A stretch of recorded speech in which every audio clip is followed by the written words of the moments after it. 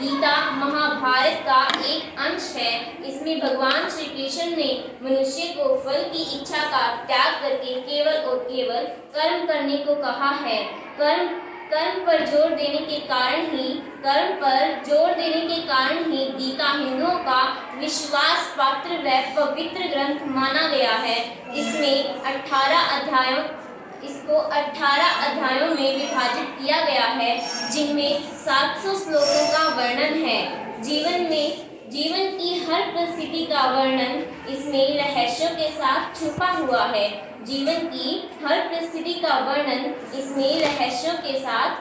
हुआ है। गीता के विचारों का जितना अध्ययन किया जाए उतना ही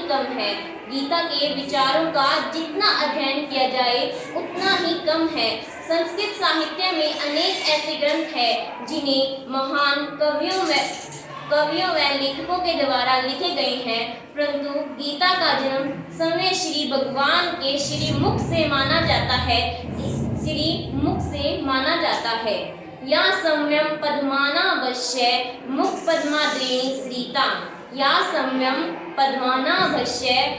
पद्माद्रिणी सरिता। पौराणिक ग्रंथों में श्रीमद् भगवत गीता का स्थान सर्वोपरि रहा है।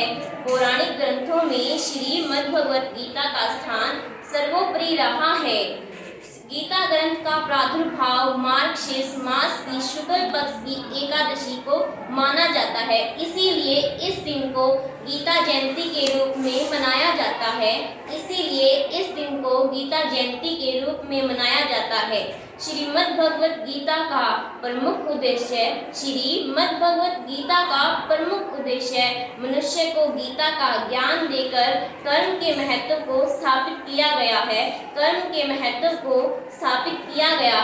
कर्म की अवधारणा को अभिव्यक्त करती हुई गीता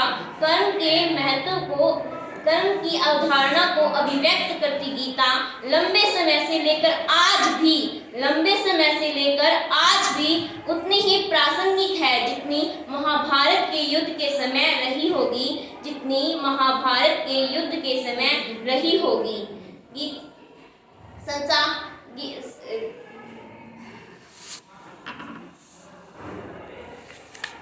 कर्म के साथ साथ संसार में गुरु ज्ञान तथा आत्मा के महत्व को विस्तार पूर्वक चित्रित किया गया है। श्रीमद् भगवत गीता के पढ़ने, पढ़ाने, मनन व चिंतन करने से जीवन में श्रेष्ठता के भाव आते हैं। गीता का चिंतन अज्ञानता के आचरण हटाकर आत्मज्ञान की ओर प्रवृत्त करना है। आज मनुष्य भोग विलास, भौतिक सुखों, काम वासनाओं में झगड़ा हुआ है, एक दूसरे का अनिष्ट करने में लगा हुआ है। तब श्रीमद् भगवत गीता का ज्ञान ही हमें इन सभी अंधकारों से मुक्त करा सकता है। आज जब तक मनुष्य इंद्रियों की दास्ता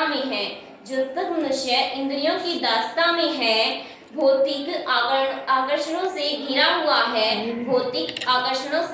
हुआ है, भय राग द्वेष क्रोध आदि से मुक्त नहीं है, तब तक मनुष्य मुक्ति का मार्ग प्राप्त नहीं कर सकता। नैनम छिन्दति शस्त्राणि नैनम दहति पावका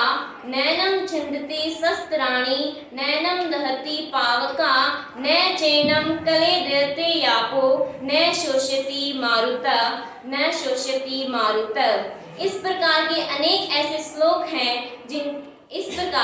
अनेक ऐसे श्लोक हैं जिनके पढ़ने तथा उनका अर्थ समझने से मनुष्य को जीवन के कष्टों से न केवल मुक्ति मिलती है, बल्कि वह जीवन के उस पद को प्राप्त करता है जिसका ज्ञान स्वयं श्री जगत ज्ञानी श्री कृष्ण भगवान ने अर्जुन को दिया